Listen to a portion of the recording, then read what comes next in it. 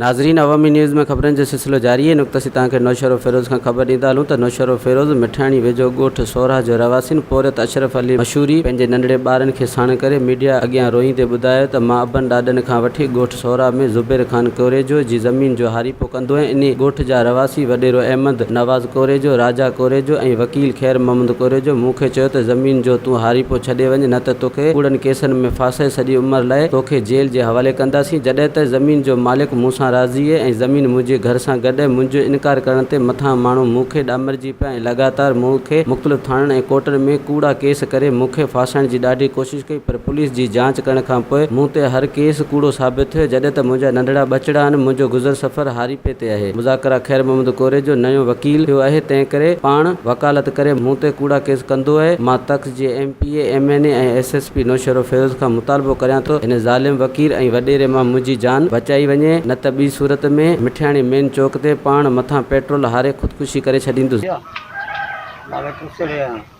ज़मीन मुंहिंजे दर ते आहे। हीअ जेको अहमद नवाज़ कोरेजो, वॾेरो अहमद नवाज़ कोरेजो ऐं ख़ैर मोहम्मद ऐं ॿियो राजा कोरेजो, इहे टई जेके आहिनि से हिननि मूंखे घुराए चयो तूं ज़मीन छॾे वञ ऐं ज़मीन न छॾींदे त असां तोते कूड़ा केस करे ऐं तोखे फासाए ऐं तोखे तमामु ज़लील कंदासीं। इन करे तूं ज़मीन मुंहिंजो हार पोइ आहे, मां ग़रीब आहियां, मुंहिंजो पोरियो इहो ई आहे। मां हारी माण्हू आहियां, मुंहिंजो वाल साहब बनी पाईंदो ऐं मां बि बनी उहा ई पाईंदो आहियां। त हिननि खे हरू भरू जेको आहे बनी मां वठंदुसि ऐं तूं बनी छॾे वञ, न त तोखे असां मारींदासीं। 5 ॾींहं पहिरियां हिते आया, हिते 4 ॼणा हिकिड़ो ॿियो बि हिननि सां गॾु 4 ॼणा गॾिजी अची ऐं मुंहिंजे मथां अची बीठा।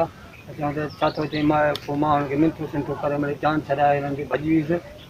वस वारनि सभिनी खे ऐं मंता साहिब जेको MNA MP आहे उन खे ऐं याक़ूब ख़ान जत ऐं जेके बि हितां वस वारा जेके चङा आहिनि उन्हनि खे मां अपील थो कयां त हिन वॾेरे ज़ालिम खां मुंहिंजी जान छॾाई वञे।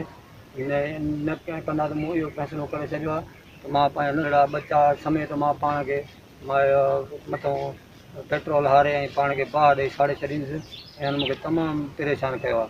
कूड़ा केस कया अथनि जंहिंमें हिन एॾियूं मुंहिंजूं इंक्वायरियूं करायूं अथनि, जिथे बि आहिनि उते ई कूड़ा लिखता आहिनि, पोइ अञा बि मूं ते केस करे मूंखे धमकियूं बि था ॾियनि।